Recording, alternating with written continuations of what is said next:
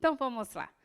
Eu tinha preparado, é o Salmo 31, no versículo, último versículo do Salmo 31, no versículo 24.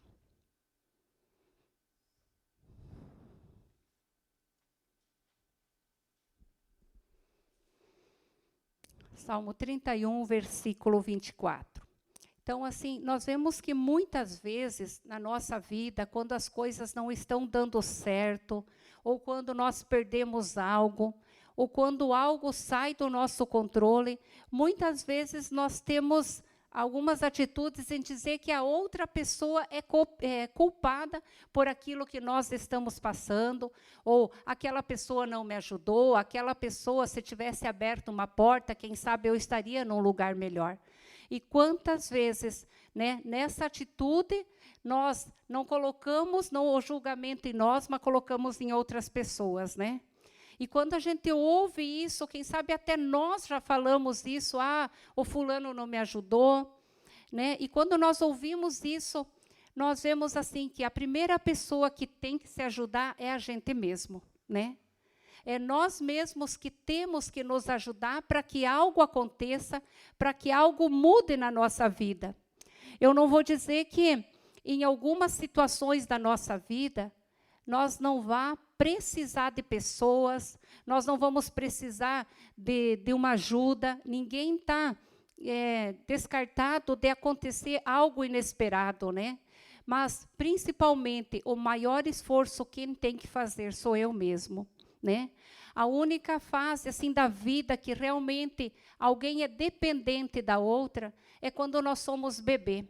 Porque um bebê, quando ele nasce, ele precisa totalmente que seu pai, que sua mãe cuide dele, né? Ele precisa que o seu pai e a sua mãe alimente, que o seu pai, né, troquem as fraldas, leve no médico, porque por ele mesmo ele não consegue. E se a família não ajuda esse bebê, ele, né, pode até chegar a morrer. Então, é uma dessas fases que realmente precisa totalmente de alguém. Mas, à medida que esse bebê cresce, à medida que nós vamos crescer, nós temos que nos tornar independentes, parar de culpar os outros por aquilo que não deu certo.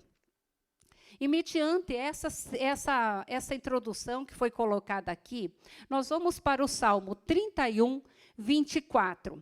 É o último versículo.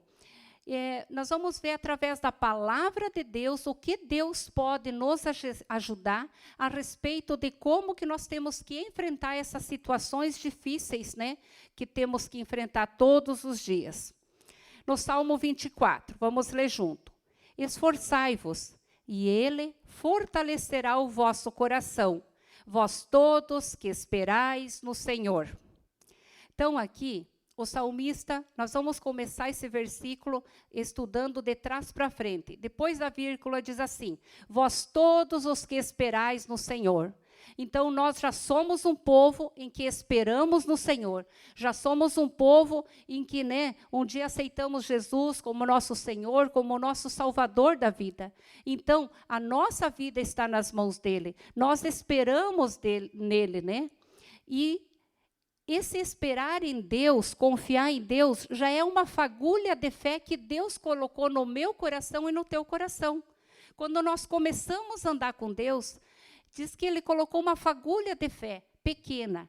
E conforme nós vamos nos encontrando com Deus, conforme nós vamos estudando a palavra, aquela fagulha de fé que é tão pequena, ela vai aumentando. Como diz lá, em Marcos 4, 30 a 32, Jesus aqui está nos ensinando, Marcos 4, do 30 ao 30, vamos para o 30 até o 32.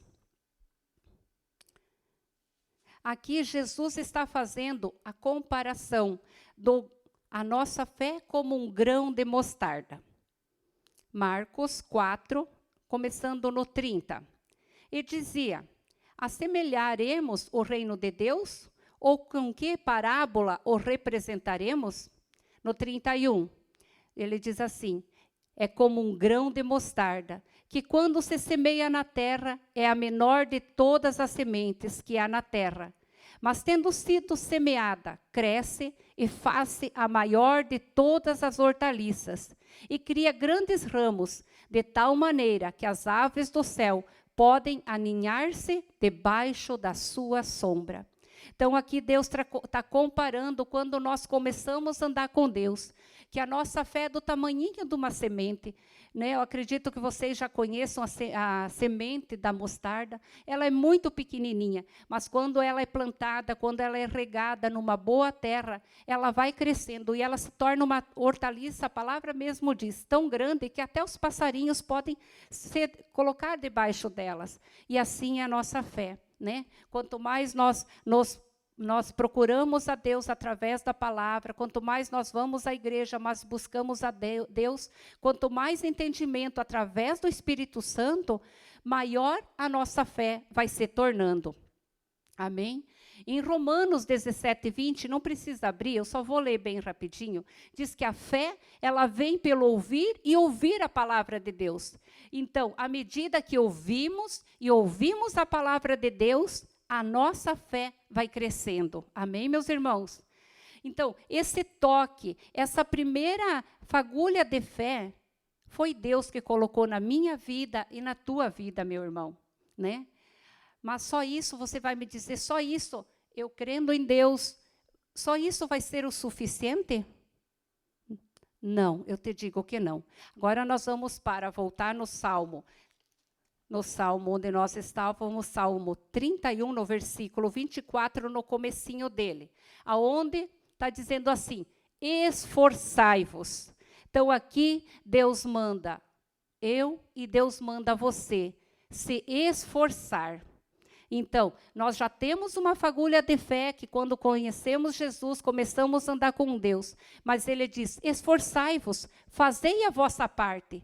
Como eu estava dizendo ali no começo, né? Muitas vezes culpamos pessoas por não ter dado certo algo na nossa vida, né? Mas muitas vezes é nós que precisamos tomar uma atitude e nos esforçar. Meus irmãos, quem sabe, eu não sei qual é a luta que hoje você está passando, ou quem sabe você tem algo que você tenha colocado para Deus faz tanto tempo que você tem pedido e ainda você não tem conseguido, meu irmão. Mas uma coisa eu posso te dizer, né? Que Deus, ele não tarda. Quem sabe você possa me dizer, é o meu casamento que está com problema. Quem sabe você me diz, é um vício, é um pecado que eu tenho praticado e não tenho conseguido deixar. Hoje é um culto de segunda-feira, um culto de prosperidade. Quem sabe você me diga, é uma porta que eu preciso que se abra. Né? Eu queria montar meu próprio negócio, eu queria comprar um carro e não estou conseguindo.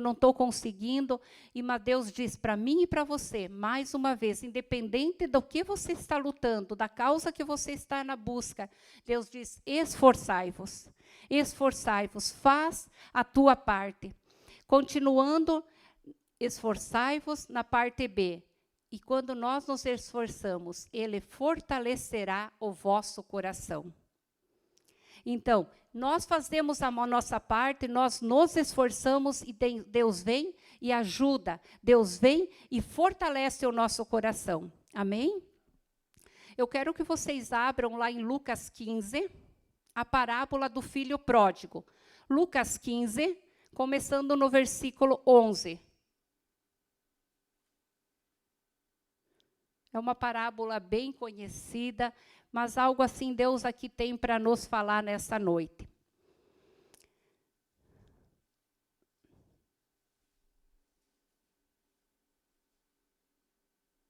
Parábola do filho pródigo, Lucas 11. E disse, um certo homem tinha 2 filhos. O mais novo deles disse ao pai, pai, dai-me parte da fazenda que me pertence.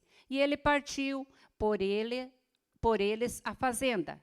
E poucos dias depois, o filho mais novo, ajuntando tudo, partiu para uma terra longínqua e ali desperdiçou a sua fazenda, vivendo dissolutamente. E havendo ele gastado tudo, houve naquela terra uma grande fome, e começou a padecer necessidades. E foi, e chegou-se a um dos cidadãos daquela terra, o qual o mandou para os seus campos a apacentar porcos. e desejava encher o seu estômago com as bolotas que os porcos comiam, e ninguém lhe dava nada. Então, aqui nós temos a história de um filho que ele vai para o pai e diz assim, eu quero minha parte, eu vou aproveitar a minha vida, né? E eu fui olhar filho pródigo, é aquele filho que desperdiça, aquele filho que joga fora aquilo que tem. Né? E ele falou, eu quero aproveitar a minha vida. Quem sabe, meu irmão, a gente está em uma determinada situação por coisas que nós temos procurado, né, que fizemos de errado, algo às vezes que lá no passado nós fizemos e até hoje nós temos consequência desse nosso erro, né? Então, muitas vezes nós olhamos só para aquilo que perdemos, olhamos para aquilo que não temos, mas muitas vezes, e olhamos culpando alguém, mas realmente esse filho, ele tinha tudo, e ele disse, eu quero a minha parte, e foi para o mundo. E ele foi lá no mundo, né? Ele, como ele diz aqui, ele fez tudo aquilo que ele queria. No entender dele, ele foi aproveitar a vida. Mas ele estava onde? Longe da casa do pai. E nós sabemos que longe da casa do Pai, longe da casa de Deus, nós não podemos ter uma vida e vida com abundância. E esse filho, né, uma parte aqui que me tocou faz pouco tempo nesse entendimento, no 16. E desejava encher o seu estômago com as bolotas que os porcos comiam. Aqui ele desejava, até, né, antes desse entendimento que Deus me revelou, eu achava que ele comia as bolotas do porco. Eu achava que ele comia, até eu entendi que nem isso ele tinha direito. Então, ele, naquele mundo dele, ele não tinha direito nem de comer a comida dos porcos. Ele comia, de certo, o resto ali que sobrava, e se sobrava, né? E no 17, e caindo em si disse, quantos trabalhadores de meu pai têm abundância de pão, e eu aqui pereço de fome? Levantar-me-ei, e irei ter com meu pai, e direi-lhe, Pai, pequei contra o céu e perante ti. Aqui, ó, levantar-me-ei, aqui ele toma uma posição, aqui ele se levanta, e ele diz, irei ter com meu pai. 19, já não sou digno de ser chamado teu filho, faze-me como um dos teus trabalhadores. 20, e levantando-se, foi para seu pai. Aqui podemos colocar, sem querer aumentar a palavra, esforçando-se. Ele se levantou e foi e voltou para seu pai. Como eu falei, por causa, às vezes, de muitos erros que a gente cometeu no passado, antes de conhecer até mesmo Jesus, nós temos consequências desses erros, né? Mas ainda dá tempo, como esse filho voltou para aquele pai terreno, e aquele pai, a palavra de Deus diz, depois vocês podem ler, que aquele pai acolheu o filho. Então, se nós estamos perdidos, se nós, né, nos afastamos da presença de Deus, né, para que Ele possa nos fortalecer, nós precisamos voltar. Ainda há tempo de nós voltarmos para Deus. Quem está afastado, ainda há tempo de voltar. Né? Há tempo de se arrepender e voltar para a casa do pai. Esse pai que era terreno, que era humano, ele acolheu esse filho. Imagina o nosso Pai Celestial sendo um pai que perdoa, um pai que nos recebe. Ele também, a hora que erramos, a hora que, né, nos esforçamos para nos levantar daquilo que tem nos trazido o pecado, ele vem e fortalece o nosso coração. Amém? Então, vamos lá.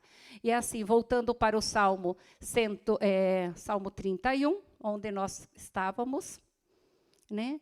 Então, e quando nós tomamos essas atitudes de nos esforçar, onde Deus nos fortalece, se eu estava antes caído, se eu estava com problema no meu casamento, se eu estava antes depressivo, se antes eu não arrumava um emprego, eu vou começar a me levantar agora. Como esse menino, esse rapaz se levantou e foi para a casa do pai, nós também ainda temos tempo de nos levantar, nos esforçar. Deus vai nos fortalecendo, né? Para que a gente possa entrar na presença do Senhor e a gente possa obter as bênçãos do Senhor.